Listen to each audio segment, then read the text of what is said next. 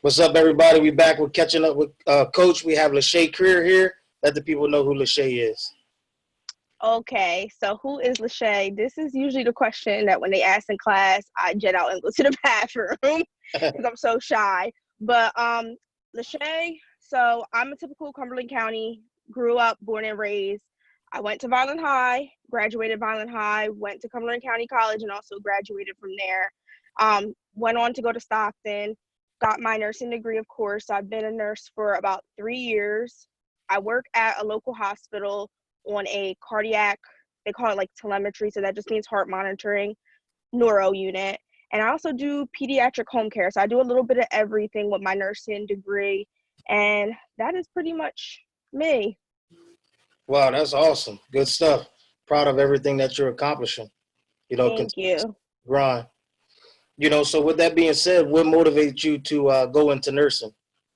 So my nursing story is not everybody's typical nursing story. All my colleagues will tell you they wanted to be a nurse the moment they were born, all the stuff they were doing when they were younger. It was a little bit different for me. When I was younger, I thought I was going to be a teacher, and I carried this all the way to high school. And then I start having like the medical classes, the health classes, things like this. And I'm like, oh, this is really interesting. So by the time I graduated, I already decided, I was like, okay, I'm going to do something medical. I didn't want to be a doctor, and that's everybody's biggest question for me. And it's basically because I felt like there is, okay, I like medical, I like medicine, I know my treatments, but what more can you offer besides medicine? So I went on to CCC, thought I was going to do PT, thought I was going to be like a physician's assistant. And then it's like God's divine timing. Mm. So the moment I'm getting ready to graduate from Cumberland, I'm like, oh my gosh, I don't know what I want to do. I was like, this is crazy. I didn't went to school all these years, and now I don't know what to do. So I ended up going to the hospital. Never been in a hospital a day in my life besides like when I was younger for simple surgeries. Went to Mm. the hospital to see a friend's family member, and it's just like I always explain it like watching the nurse in like her natural habitat, just seeing how she interacts with the patient, how she's advocating, because people think, okay, nurse, just following doctor's orders and that's it. But as a nurse, you also have to be aware, is this the right order? I didn't know this patient for 12 hours. Is this what's supposed to be done? So by watching that, it was back-to-back hospital visits for a bunch of different people. I'm like, God, why do you keep putting me in the hospital? And it was like, okay, duh, Shay, nursing is my calling. So I went ahead and I applied to nursing school. I got in, and that is how I ended up here. Wow, that's awesome stuff. That's a great story, great testimony. You never know how you're going to discover your career path. That's what I said. My whole life, I'm thinking, yeah, I'm going to be a teacher, not realizing that also as a nurse, you're an educator too. So it was like the two things I loved, medicine, educating, you put them together and that's what you got. So Wow, that's awesome stuff. So with that being said, what can we do to change the perception of black women? A lot of people see them as, for whatever reason, I don't know, like an alien, quote unquote, that y'all don't need the tenderness, the gentleness, the love, the respect, and the kindness. What can we do to fix that? so as far as the perception of women, especially black women, Mm-hmm. I feel like people first have to understand that this stigma, it was created, you have to look at our history. You're not only a minority when it comes to race, but you're a minority when it comes to gender. We've taken so much in the past. Um, Part of it is dealing with change begins with action. So I'm not saying that is women's fault, but I've even have to look at myself too now. I'm like, okay, I want tenderness, I want love, I want gentleness. What can I do as myself? I can't be like screaming, yelling, all these things as they see as the stigma for black women. Now, of course, we also have to take a look at what is the biggest thing that everyone sees black women through: media. That's right. So it's like, okay, love and hip hop. And then you got Tyler Perry. I love Tyler Perry to death, but dad, give me a story where it's not an angry black woman. Yeah, So, I mean, we have to start with the little things. And I feel like the little change begins with yourself. Even the way I approach people, the way I talk to people, I can be the only black woman somebody really encounters and has a situation with. So I feel like it kind of starts with ourselves. You shouldn't have to change who you are, but a black woman is like, I always compare us to like a bumblebee. Like your substance, we're sweet on the inside, but the moment we feel threatened or there's an issue, it can get detrimental, not only to the other person, but remember with bees, also yourself, because the moment they sting somebody, they're going to. Yep. So I think it's just taking, it's not that Black women don't want to be kind. It's not that we don't want to be gentle. It's just we got to look at one, the history, and two, the stigma. And how are we exactly going to change that perception and stigma? It begins with our own actions. It begins with how other people look at us. And like I said, media is everywhere. Even kids, the first time they see a Black woman on TV, she's yelling and screaming in a crazy movie or fighting on Love and Hip Hop or doing something like that. So Yep. that's definitely a big player in the perception of Black women. Exactly. I agree with you. And I think on our end as Black men, I think we could do a better job of making y'all feel, in a sense, protected. Because I think one problem that we have in the Black community is that we do a lot of freelancing.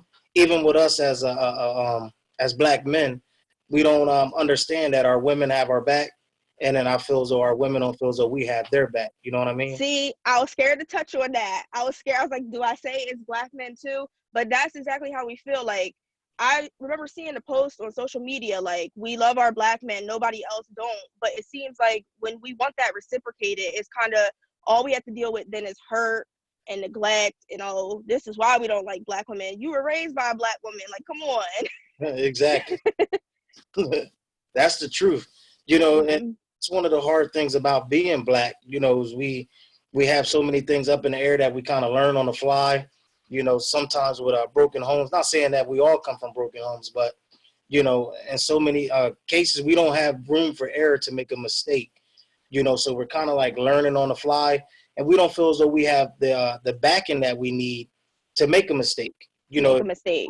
Minorities, and then I know with you being a minority woman, you kind of have it, like a double whammy, trying to be a professional woman, and everything like that. It just gets tough. That's so true. Yeah, because other people, they usually have more of a foundation. Like I can't really speak like I always say for a white guy or for a Spanish guy, but it seemed like they have more of a family network in a sense to where if they do make a mistake, they have more people that's willing to rush to their aid, Mm-hmm. to help them It's get the support and, like you said, the backbone. Like, us as Black people too, like, I'm probably jumping ahead of myself with saying this, it feels like we all need to come together and be like, we need to support each other. But like the things that make me like so upset, like you look on the news, Black people killing Black people, like, what are we doing? We're already a minority, we're already dealing with all these issues. This is the best time for us to come together. We stand out because there's something we all have in common, and That's we right. can't compare, not to say it, make it about race, but it's hard for me to compare my life to somebody who's Caucasian or somebody who's Hispanic. So it's That's right. like we have to depend on each other, not only to understand our struggles, and when we're butting heads and fighting and doing all that other stuff, it's just like, it makes me upset. Like, it hurts me because I'm like, wow, now who do we have to fall back on? Exactly. Well stated, and I totally agree with that. So even staying kind of like in the same lane with the next question, how do you continue to do quality work as a Black nurse, knowing that you're always under a microscope? So the best thing I can tell people, I try everything, and it's hard because you're Black. So you're like, okay, everything I do, like you said, is going to be watched. Everything is going to be picked at. Mm-hmm. So I use that. Some people might use that as a crutch, but a crutch can either hold you back or a crutch can push you forward. Wow. So what I'm doing is, that is more motivation for me. I'm making sure the way I do my work is beyond quality. It's exceptional. It's not just good, it's exceptional. So then when you're doing stuff, people are looking at you like, whoa, like, we didn't expect that from her, or whoa, why is she going the extra mile and doing all this? You don't expect me to do anything in the first place. So let me go above and beyond to make sure I'm doing not only what you expect me to do, but way more and way beyond.